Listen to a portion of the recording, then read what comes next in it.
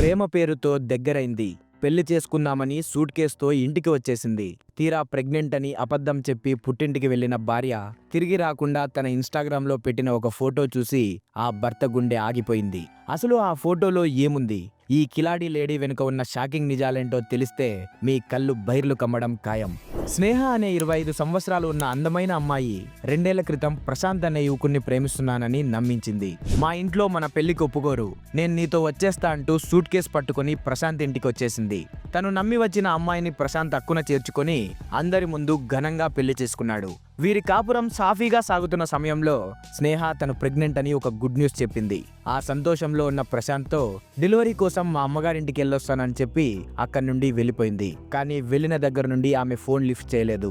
అనుమానం వచ్చి ఆమె చెప్పిన అడ్రస్ కు వెళ్తే అది ఒక ఫేక్ అడ్రస్ అని తెలిసిన ప్రశాంత్ నిట్ట నిలువునా మునిగిపోయాడు. తన భార్య ఎక్కడో ఆపదలో ఉందని ఊరూరు తిరుగుతూ వెతికాడు. కానీ ఒకరోజు స్నేహ ఇన్‌స్టాగ్రామ్ అకౌంట్లో ఒక ఫోటో పోస్ట్ చేసింది. అందులో ఆమె రఘు అనే మరో వ్యక్తిని పెళ్లి చేసుకుని నవ్వుతూ కనిపిస్తుంది. అది చూసి షాక్ అయిన ప్రశాంత్ వెంటనే పోలీస్ స్టేషన్ కు పరుగులు తీశాడు.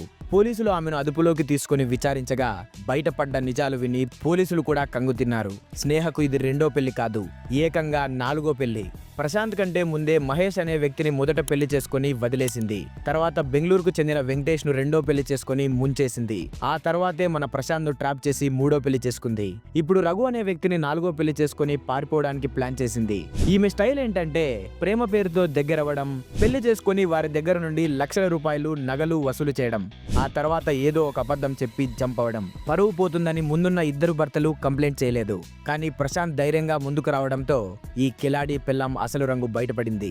మిత్రులారా, ఈ రోజుల్లో ప్రేమ పెళ్లి అనేవి కొందరికి కేవలం డబ్బు సంపాదించే బిజినెస్ అయిపోయాయి. ఒక వ్యక్తిని పూర్తిగా నమ్మే ముందు వారి గతం ఏంటో కనీసం ఆరా తీయండి. గుడ్డిగా నమ్మితే ప్రశాంత్ లాగే రోడ్డున పడే ప్రమాదం ఉంది.